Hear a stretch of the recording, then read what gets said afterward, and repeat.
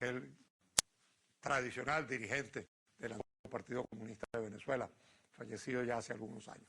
Pero Carlos se ha transformado en un gran especialista, quizás de los primeros especialistas en asuntos agropecuarios en nuestro país.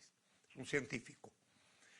Y en cuanto a su pregunta, yo debo decirle lo siguiente: en el gobierno del cual yo formé parte y constituyendo un aspecto importante de la agenda Venezuela que llevamos adelante, justamente se suprimieron los controles de precios. Se suprimió el control de cambios y se suprimieron los controles de precios, justamente porque la filosofía económica que nos animaba era aquella de que los controles de precios se habían revelado como contraproducentes para el desarrollo de la economía y más bien como factores inflacionarios, al igual que el factor el control de cambio. De tal manera que es obvio que si yo, que fui uno de los impulsores de aquella Agenda Venezuela, en aquel momento trabajé para que se suprimieran los controles de precios, se suprimiera el control de cambio, había cambiado mi manera de ver lo que fue siempre la política tradicional venezolana, que es la de fuerte intervención del Estado, controles que duraron 40 años, porque Chávez no ha inventado nada. Chávez está reproduciendo lo que es la tradición económica venezolana en materia de intervención del Estado y de fuertes controles del Estado sobre precios de los productos de consumo y sobre la moneda nacional. De tal manera pues que la experiencia nos enseñó en ese breve periodo en que la Agenda Venezuela estuvo en vigencia, que precisamente la manera de avanzar es dosificando adecuadamente una intervención prudente del Estado venezolano, necesaria para garantizar los derechos de la mayoría, y además una presencia del mercado que tiene la facultad de distribuir los recursos de la sociedad mejor que cualquier burocracia, pero que actúa muchas veces ciegamente y que perjudica a los más pobres, y que por tanto hace necesaria una acción del Estado, pero una acción del Estado que no vaya más allá de ciertos límites que perjudiquen y anulen incluso el esfuerzo que el sector privado puede hacer para el desarrollo y el crecimiento económico. Bueno, y con esto cortamos esta parte del programa para volver finalmente, dentro de un ratico, con la última y tercera parte.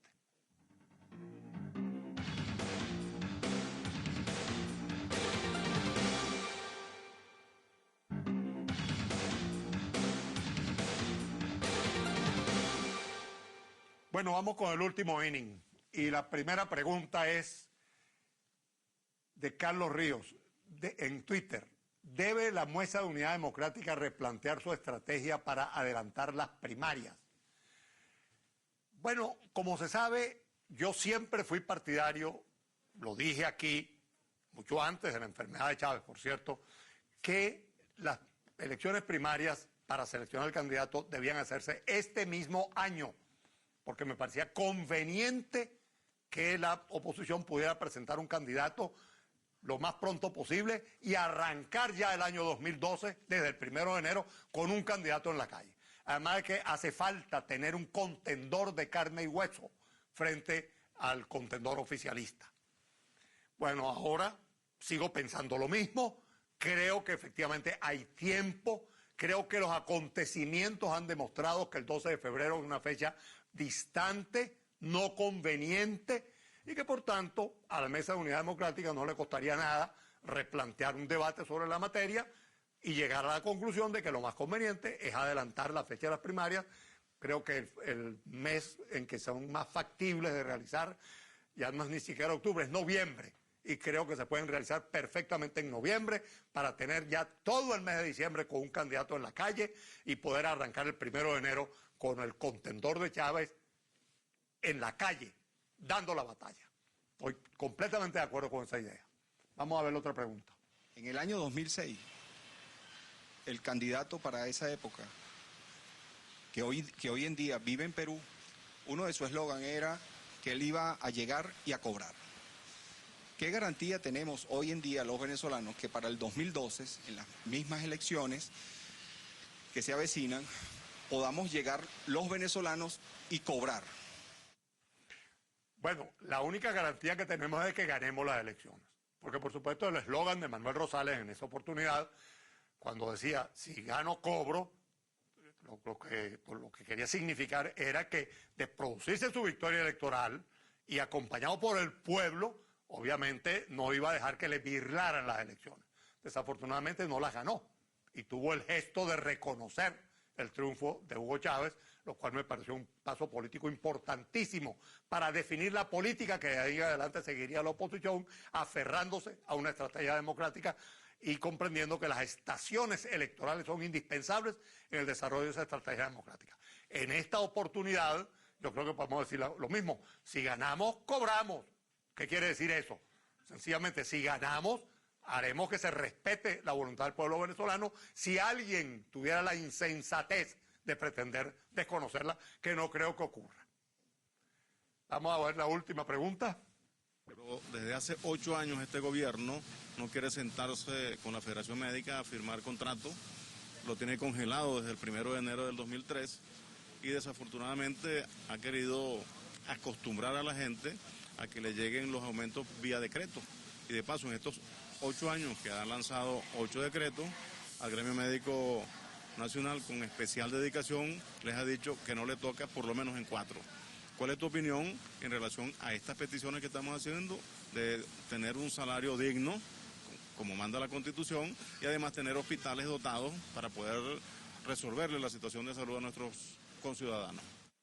Bueno, gracias Douglas León Altera, presidente de la Federación Médica Venezolana. El gremio médico, como sabemos, está en conflicto. Hay una huelga de los médicos, una huelga muy responsablemente llevada porque los servicios de emergencia son atendidos, no así todos los demás, en reclamos perfectamente justos. 8 años sin discusión de contrato colectivo. Bueno, este gobierno ha ido eliminando la contratación colectiva por la vía de los hechos, porque no solo con los médicos a sus servicios no discute contrato colectivo, es que no quiere discutir contrato colectivo ni siquiera con los trabajadores de otros sectores del sector público, valga la redundancia. Y yo creo que los médicos tienen perfecta razón al estar reclamando no solamente un incremento salarial digno, porque ese 30% que le fue decretado parece estar bastante lejos de lo que ellos esperaban, porque los sueldos de los médicos siguen siendo verdaderamente vergonzosos, sino que además están reclamando la atención a los hospitales mismos, que desde hace años se supone que están siendo rehabilitados en unos trabajos que han durado más que la construcción de las pirámides de Egipto. Y han solicitado también la dotación adecuada de insumos para que no se produzcan tragedias de gente que de pronto fallece porque no hay con qué atenderla. Creo que si alguna lucha es justa en este momento es la que tienen planteada los médicos venezolanos y espero que no desfallezcan y que le echen pichón hasta lograr que el gobierno se siente con ellos a discutir un contrato colectivo digno. Con esto llegamos al final del programa. Nos veremos el próximo domingo. Chao.